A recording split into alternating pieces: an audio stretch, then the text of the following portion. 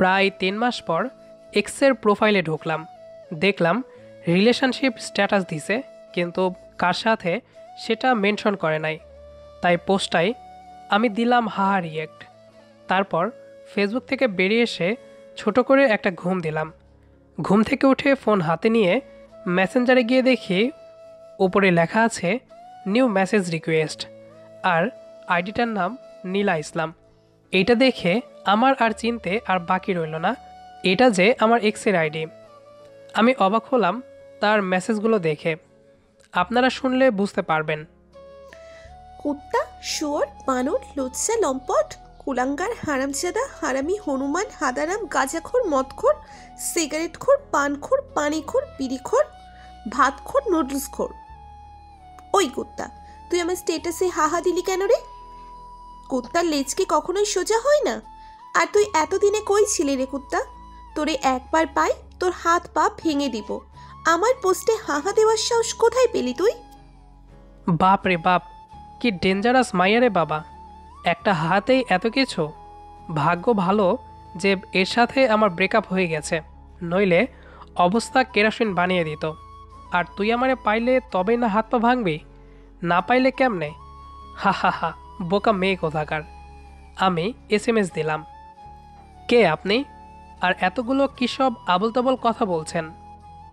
কুত্তা, আমারই তুই এখন চিনতে পারতেছ না তাই না? 2 বছর প্রেম করে এখন বলতেছ আমি কে? Sorry, wrong number. Wrong number মানে? আমি কি তোর সাথে ফোনে কথা বলতেছি নাকি রে বানর? ওই সেরি, এত কথা বলিস কেন? যা তুই ব্লক। এখন কি যে ভালো লাগছে ভাই, আপনাদের বলে বোঝাতে পারবো না। আমার সাথে ব্রেকআপ করার পর একটাবারের জন্য খোঁজ নেস নাই। এখন আবার আমারে বলতেছে আমি ভাতখোর। জীবনে তো কিছু খাওয়াস নাই আমারে। আমারটাই সারা জীবন খেয়ে গেলি, 2টা বছর খেয়ে গেলি, আর এখন আমাকেই খোঁটা দিচ্ছিস আমি ভাতখোর? কথাগুলো ভাবতে ভাবতেই ফোনটা বেজে উঠল। নাম্বারটা অচেনা। ধরলাম, তারপর ওপাশ থেকে, ওই কুত্তা, তুই আমারে ব্লক পারলি কেন? বিলাই, তাড়াতাড়ি ব্লকটা উঠা বলতেছি, কিন্তু তোর সাথে আমার কথা আছে। টুট টুট টুট দিলাম ফোন কেটে, আর নাম্বারটাও ব্ল্যাক লিস্টে। ওহ, কি মজারে মজা! টানা 2টা বছর জ্বালাইছিস। 3 মাস যাবৎ তো ভালোই ছিলাম, কি জন্যে যে হাহা দিতে গেলাম? ধুর, ভাল লাগে না। টানা 2 বছর জ্বলছি আর জ্বলতে চায় না। আবারও ফোন আসলো, ধরলাম। প্লিজ ফোনটা কেটো না, তোমার সাথে আমার কথা। টুট টুট টুট আবারও কেটে দিলাম। আবারও ফোনটা কেটে দিল। ওর এমন ভাব দেখে রাগে শুধু আমার শরীরটা জ্বলছে, কিন্তু নিজেকে একটু ঠান্ডা করে আবার ফোন দিলাম। একবার রিং হতেই রিসিভ করলো। প্লিজ ফোনটা কাটবে না, তোমার সাথে আমার কথা আছে। আমি কাটবো, তুই কি করবি? তোর সাথে আমার কোনো কথা নাই। ওই, তুই আমারে তুই করে বললি? হ্যাঁ বলছি, তুই কি করবি? কুত্তা, তোর সাহস তো কম না? আইসে, তুই কে আমি জানি না। তোর কোথায় কি আছে আমি সব জানি, আর তুই কে আমি তা জানি না। কুত্তা, কি বললি তুই? কি বলবো আবার? তোরে আমি জানি, তুই কে তাই বললাম। কুত্তা, তার আগে তুই কি বললি? আরে ওটা তো কথার কথা বলেছি, তোর কোথায় কি আছে আমি কিভাবে বলবো? তুই কি জীবনে তোর হাতটা পর্যন্ত ধরতে দিছিস নাকি কুত্তি? তুই আমারে কুত্তি বললি? তুই জানিস আমার আম্মু জীবনে আমাকে কুত্তি বলে নাই? বানর, শুয়ার, কুত্তা, যা, তোর সাথে আমার ব্রেকআপ। জীবনে আমারে আর ফোন দিবি না, আমার পোস্টে আর হাহা দিবি না। তোর সাথে আমার রিলেশনে জড়াইতে চাইছিলাম, কিন্তু তোর ভাষার জন্য তা আর হলো না। হারামজাদার ভাষা কি কুত্তা, ফুট! কথায় আছে না, ভূতের মুখে রাম নাম। নীলা হয়েছে তাই। যে মায়া কুত্তা, বানর, শুয়োর, লুচ্চা ছাড়া কথাই বলে না, সে নাকি আমার সামান্য কুত্তি বলার জন্য ব্রেকআপ করলো। ভাবা যায় বিষয়টা। যাই হোক, পরিচয়টা দিয়ে নেই। আমি তানভীর, এবার অনার্স 2য় বর্ষের ছাত্র। আর যার সাথে এতক্ষণ কথা বলছিলাম ও হলো নীলা, আমার গার্লফ্রেন্ড। সরি, গার্লফ্রেন্ড বললে এখন ভুল হবে, বলতে হবে এক্স গার্লফ্রেন্ড। এবার ইন্টার ফাইনাল ইয়ারে পড়ে। আপনাদের সাথে কথা বলতে বলতে ফোনটা আবারও বেজে উঠল। মেজাজটা আবার খারাপ হয়ে গেল। নীলা মনে করে নাম্বারটা না দেখেই ধরে বলতে শুরু করলাম, ওই কুত্তি, আবার ফোন দিলি কেন? তোর কি লজ্জা নাই? খুব তো বললি আর ফোন দিবি না, সেই তো ঘুরে ফিরে আবার আমার কাছেই ফোন দিলি। বেলজ্জা, বেপর্দা, বেহায়া মহিলা কোথাকার। কি আবোল তাবোল কথা বলিস বাবা? আমি তোর মা বলতেছি। তুই কি পাগল হইলি নাকি রে বাবা? আমি ফোনের দিকে তাকিয়ে দেখি, এমা, এ তো দেখি সত্যি আম্মুর নাম্বার। এখন কি বলবো আম্মুরে? আম্মু, সরি আম্মু, ভুল হয়ে গেছে। ভুল মানে? তুই আমারে কুত্তি বেহায়া বেপর্দা বললি? আম্মু, আমি সত্যি তোমারে বলতে চাই নাই। তো কারে বলতে চাইছিলি? দাঁড়াও, তোমারে সব বুঝিয়ে বলছি। দাঁড়াইতে পারবো না, যা বলার তুই বল। ওকে, তাহলে শোনো। সব বুঝিয়ে বললাম। ওহ, ঠিক আছে, বেশি চিন্তা করিস না, সব ঠিক হয়ে যাবে। তা কি জন্য ফোন দিছিলে সেটা বলো। বাবা, এইটা একটা কথা বললি? তোকে কি ফোন দেওয়ার জন্য আমার কোনো কারণ লাগবে? তুই আমার একমাত্র ছেলে, আমাদের ছেড়ে শহরে থেকে পড়াশোনা করিস। জানিস তোর জন্য আমার কত কষ্ট হয়। ওই আম্মু, এমনিতেই এখন আমার ভালো লাগছে না, আর তুমি শুরু করে দিলা ইমোশনাল কথা। আচ্ছা আম্মু, আমি এখন ঘুমাই, সকালে তোমাকে ফোন দেবো নে। ঠিক আছে, আর হ্যাঁ শোন, সময় মতো খাবার খাবি, আর সবসময় নিজের খেয়াল রাখবি। তোর জন্য অনেক চিন্তা হয় রে আমাদের। আম্মু, তুমিও তোমার খেয়াল রাখো। বাই। ফোনটা কেটে দিয়ে বিছানায় শুয়ে রইলাম। এখন নীলার জন্য অনেক খারাপ লাগছে। যদিও ব্রেকআপ করে থাকি, তবুও তো ভালোবাসি মেয়েটাকে। অভিমানের বশে শুধু ব্রেকআপ করা। ব্রেকআপ করলেও আমি প্রতিদিনই লুকিয়ে লুকিয়ে ওকে দেখি। নীলার সাথে আমার পরিচয় আমার বন্ধুর বোনের মাধ্যমে। সেদিন ছিল রিহার বন্ধুর বোনের জন্মদিন।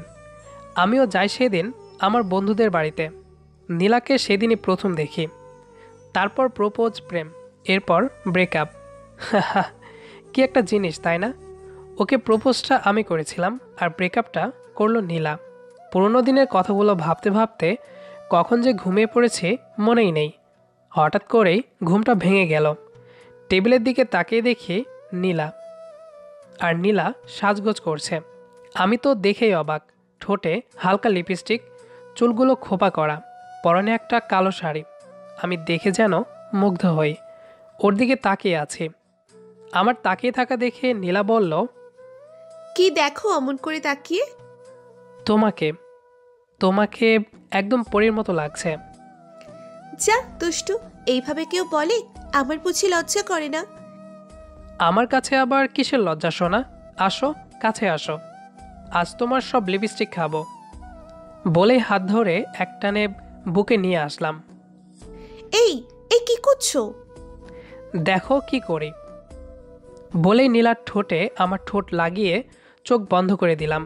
কিছুক্ষণ পর, এ কি নীলা, তোমার ঠোঁট বালু বালু লাগে কেন?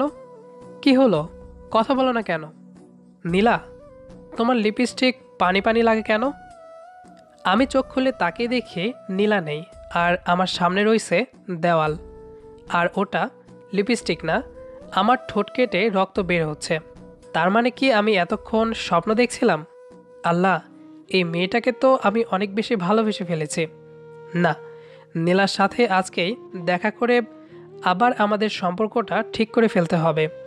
তাই নীলাকে ফোন দিয়ে দেখা করতে বললাম। বিকেলবেলা। কি অবস্থা তোমার? ইদানিং তো দেখছি তোমার খুব ভাব বেড়েছে, আমাকে পাত্তাই দিচ্ছ না। আরে যাও, কি যে বলো, তোমাকে পাত্তা না দিলে আমার হবে নাকি? যাই হোক, তোমাকে এইখানে যা বলার জন্য আসতে বলেছি। বলো কিসের আসতে বলছো? আর হ্যাঁ, তাড়াতাড়ি বলো, আমার বাসায় যেতে হবে। নীলা, আসলে হয়েছে কি? কি ব্যাপার, তোমাকে এত নার্ভাস লাগছে কেন? কই না তো। এই যে, আমার কাছে নিজেকে লুকাতে এসো না, তোমাকে আমি খুব ভালো করেই চিনি। যাই হোক, কি বলার জন্য ডাকছো এখন সেইটা বলো। নীলা, আমি তোমাকে ভালোবাসি। তানভীর, কে জানি বললা? আমি তো শুনতে পাই নাই। আবার বলো তো। আমি তোমাকে ভালোবাসি।